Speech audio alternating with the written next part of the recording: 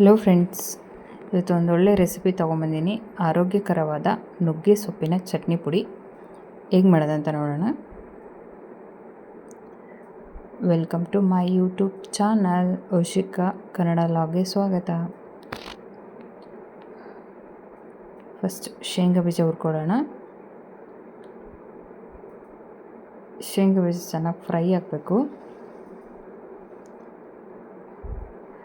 ನುಗ್ಗೆ ಸೊಪ್ಪಿನ ಚಟ್ನಿ ಪುಡಿ ಆರೋಗ್ಯಕ್ಕೆ ತುಂಬ ಒಳ್ಳೆಯದು.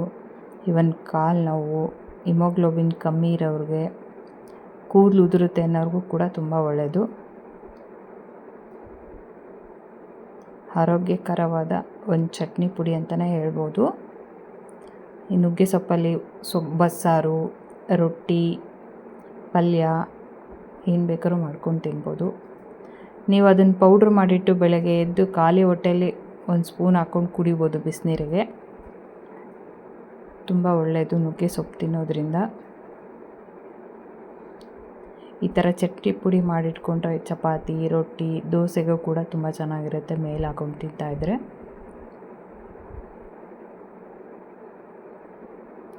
ನೋಡಿ, ಶೇಂಗಾ ಬೀಜ ಆಗಿದೆ. ನುಗ್ಗೆ ಸೊಪ್ಪು ತೊಳೆದು ಚೆನ್ನಾಗಿ ಬಿಸಿಲಿಗೆ ಒಣಗಿಸಿರೋ ಅಂಥದ್ದು. ಇವಾಗ ಇದನ್ನು ಹುರ್ಕೊಳ್ಳೋಣ ಚೆನ್ನಾಗಿ.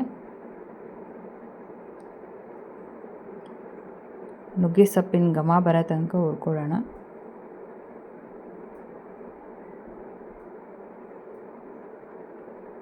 ಇವನ್ ಕಣ್ಣಿಗೂ ತುಂಬ ಒಳ್ಳೆಯದಿದು. ಒಂದು ಹೆಲ್ತಿ ರೆಸಿಪಿ ಅಂತಲೇ ಹೇಳ್ಬೋದು. ಬಿಸಿ ಬಿಸಿ ಅನ್ನ, ತುಪ್ಪನೂ ಚಟ್ನಿ ಪುಡಿ ಹಾಕ್ಕೊಂಡು ತಿಂದಿದ್ರೆ ಸೂಪರಾಗಿರುತ್ತೆ.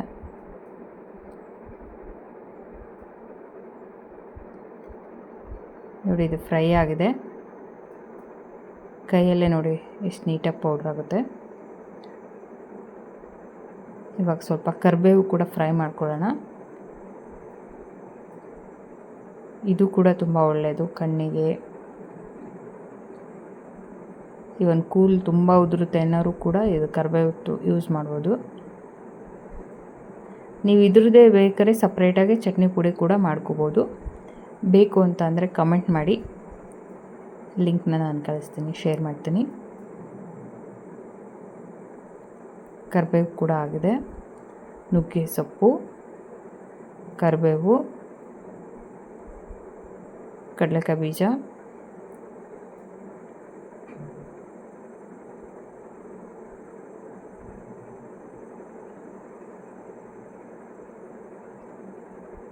ಬೆಳ್ಳುಳ್ಳಿ, ಒಣ ಕೊಬ್ಬರಿ, ಕಡಲೆ,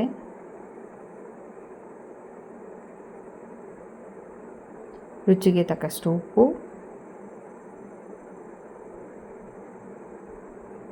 ಕಾಲು ಸ್ಪೂನಷ್ಟು ಅರಿಶಿನ. ಖಾರಕ್ಕೆ ನಿಮ್ಗೆ ಎಷ್ಟು ಬೇಕೋ ಅಷ್ಟು ಆ್ಯಡ್ ಮಾಡ್ಕೊಳ್ಳಿ. ನಾನಿಲ್ಲಿ 1-2 ಸ್ಪೂನ್ ಅಷ್ಟು ಹಾಕೋತಿದ್ದೀನಿ.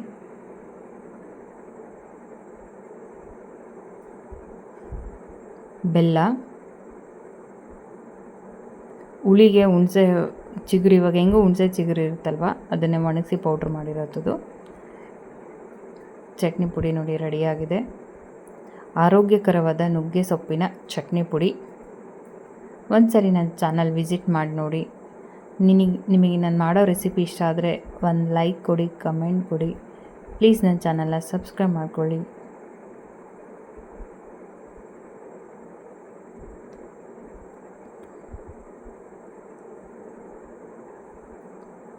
ರುಚಿಕರವಾದ ನುಗ್ಗೆ ಸೊಪ್ಪಿನ ಚಟ್ನಿ ಪುಡಿ. Thank you for watching the video.